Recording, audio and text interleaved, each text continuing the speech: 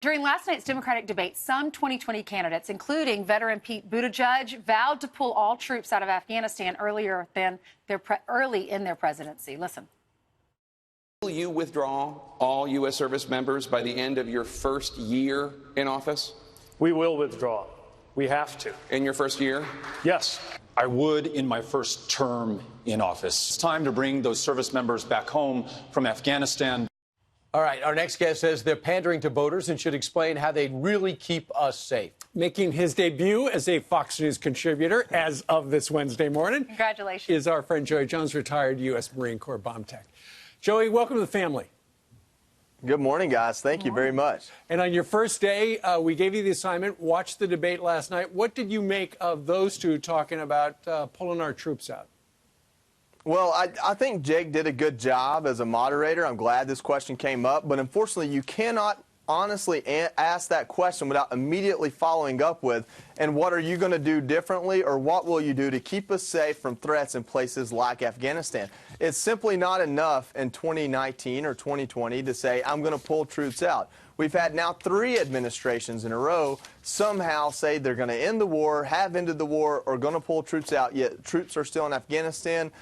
Contingents are still all over the Middle East, and it's because there's a threat there. Now, we can have the debate on how to best overcome that threat, or best monitor it, or best keep it off our shores, but to simply stand up there and say, I'll pull all the troops out of Afghanistan, well, your 3 predecessors didn't, and they all agreed with you when they were on that stage. And so if you don't at least take time to understand why they don't agree with you now that they've become president, then your promise to pull them out is empty. And any time a president or a candidate says, something along the terms of, I will probably do this, or I'm going to do that, it's an empty promise. It's not based on fact. It's based on trying to achieve votes. Joey, Tim Ryan was the only candidate at the beginning of the debate when they played the Star Spangled Banner that stood on the stage and did not put his hand over his heart. Ari Fleischer was tweeting about it, said, guess that he's appealing to the Kaepernick wing. Meghan McCain said, put your hand over your heart, Tim Ryan.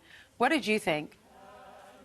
You know, when you exist in a culture that the Democratic Party and most progressives and liberals in this country have created, where it's almost faux pas to observe the anthem or observe our flag, it makes sense that you might put something like, honoring this ceremony that observes our freedoms as a low priority, and then all of a sudden forget to do it at all. Probably he just got nervous, which isn't very presidential in my respect either. So, the big thing about it was you had to know this guy's name to call him out. Most people didn't even know his name. So I thought it was kind of funny that maybe that's his one way to stand out among 20 other candidates. Unfortunately, it's not the right way. But probably he got nervous. But yeah, here's what he said to a reporter. He said, I love this country as much as everybody else. Doesn't explain why he didn't put his hand on his heart. I don't know if it was intentional or not. But on the pullout from Afghanistan in particular, does the president's proposed pullout, where the peace talks are going, does that get you nervous?